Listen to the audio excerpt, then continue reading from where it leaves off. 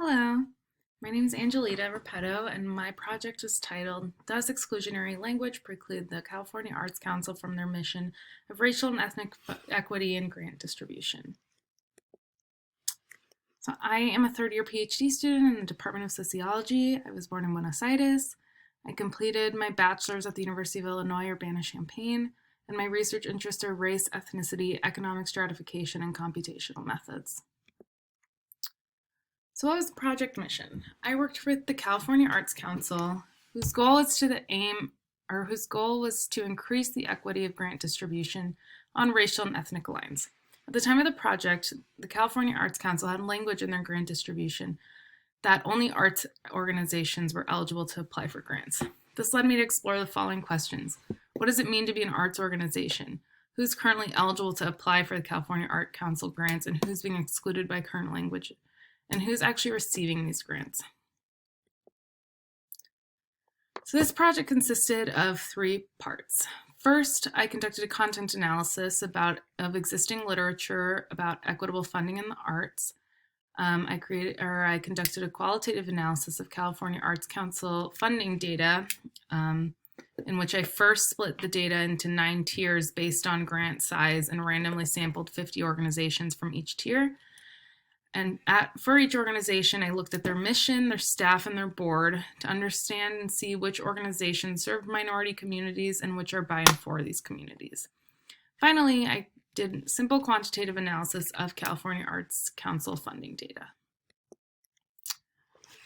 So when examining these organizations, it became clear that many organizations that serve communities of color would be excluded from funding opportunities due to not being an arts organization, even if they do a lot of arts funding.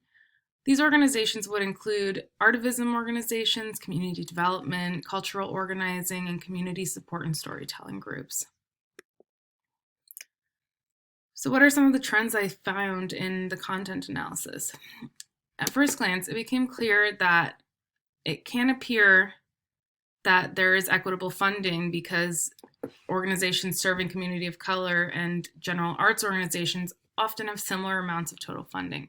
However, oftentimes, organizations that serve communities of color, in fact, get many small grants, while general arts organizations get one large grant.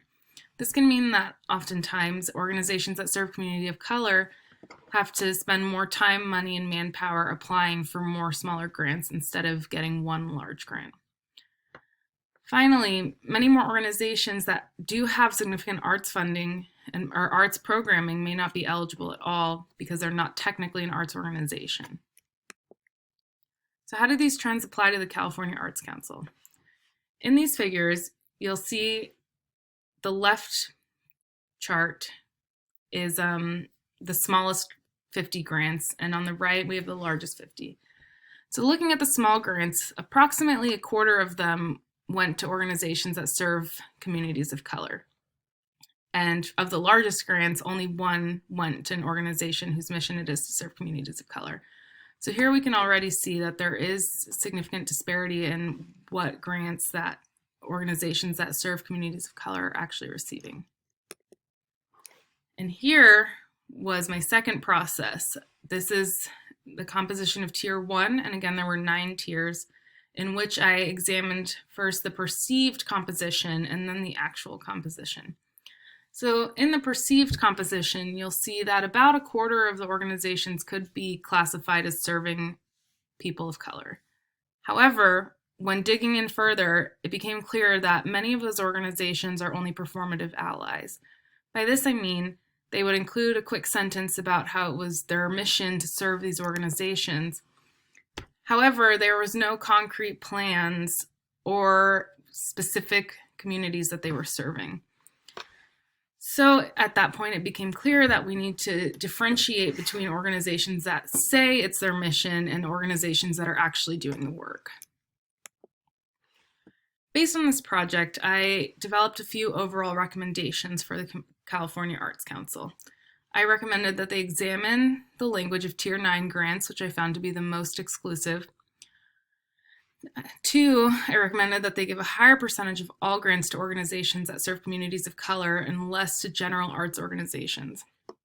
General arts organizations include art museums, art councils of cities, etc. Third, I recommended that they use their power to influence organizations in California to become real allies and not performative allies through funding opportunities. 4, I recommended that they expand the language of all grant tiers so that any organization with art programming can apply. And finally, I recommended that they prioritize organizations for grants that have direct impacts on communities of color and be specific in the community, the work, and the impact. So what are my summer activities? I met weekly with Josie Miller from the California Arts Council. I created a timeline to complete the project and submitted project segments weekly. I presented the project at a California Arts Council meeting, and I wrote a content analysis and data analysis report. So some of my reflections. This project was truly the first time I've used my academic research skills in a non-academic setting, and I was really amazed by how well my skills and interests translated to this project. I was also really happy about how collaborative the process was. So the California Arts Council and I were able to integrate my research interests and skills with their objective and create a project that I found to be really fascinating and fun to work on. So overall, it was truly a great experience. I'm really grateful to the Mellon Public Scholars program and to the California Arts Council for giving me the opportunity to work on this project. Thank you for watching.